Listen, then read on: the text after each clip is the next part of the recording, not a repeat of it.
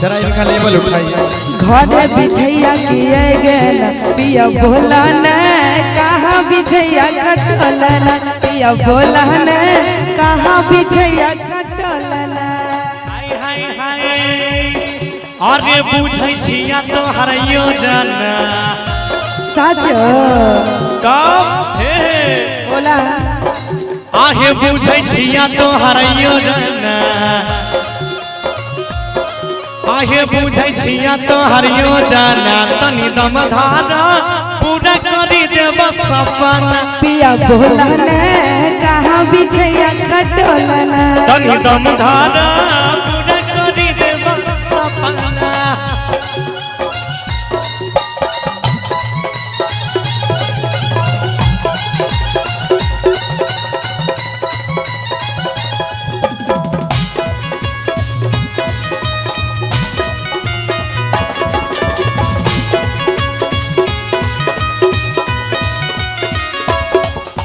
एहो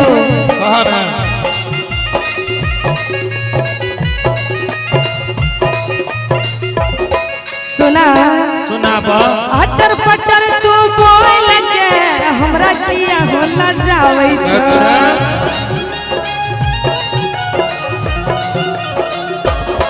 अरे नजर से नजर मिलाई के हमरो मूड बहकाबै छ।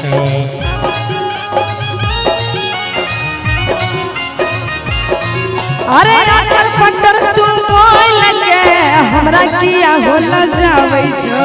नजर से नजर मिलाई के हमरा किया बहकाबै छ। बात न बनबत एतना ओहो हम बात बनबै छियै बात न बनबत एतना बात न बनबत एतना पिया बोला न कहाँ बिछैया कटल न तनी दम धारा पूरा करी देब सपना। क्या जिया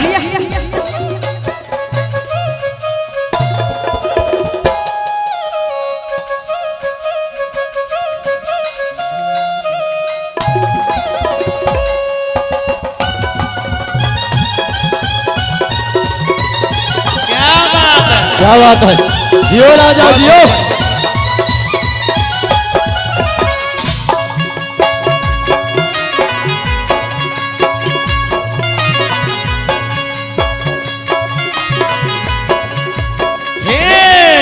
बोला अरे गिटिर पिटिर तोय कहरी के हमरा के पागल बना दै छो। एहो भीतर से तोरा मन छा ऊपर से पर्दा लगावे छो। ता खुले बोल दिया अरे गिटिर पिटिर तोय कहरी के हमरा किया पगला दै छो। भीतर से तोरा मन छा ऊपर से पर्दा लगावे छो। ओहो सुना कहा किया उमताइली छोये ताना अच्छा किया उमताइली छोये ताना किया उमताइली छोये ताना तनी दम धारा पूरा करी देब सपना। पिया बोला न कहाँ बिछैया कटल न तनी दम धारा पूरा करी देब सपना। पिया बोला न कहाँ बिछैया कटल न देख ले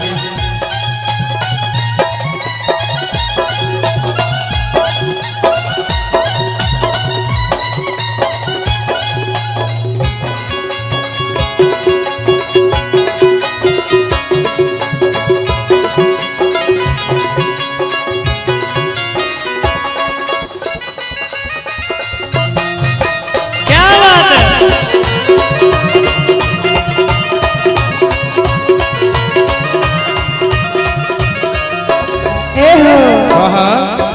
धीरे धीरे तोहर दिलावा हमारा दिल के बोलावे छ।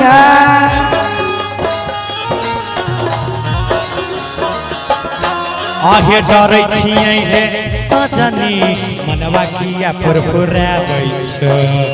ई बात छै आहे एहो धीरे धीरे तोहर दिलावा बा हमारा दिल के बोलावे छा अरे डरै छियै हे सजनी मनवा किया फुरफुराबै छ लाल बुझकर छोके तना बहुत तगड़ा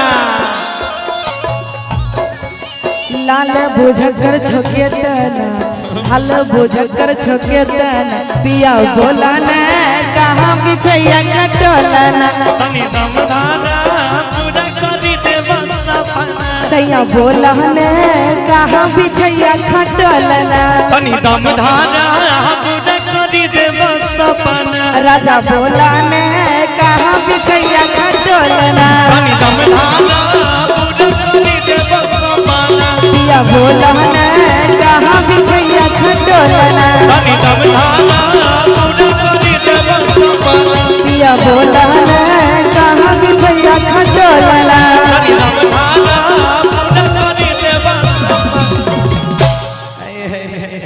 और जे जना आदेश भेटले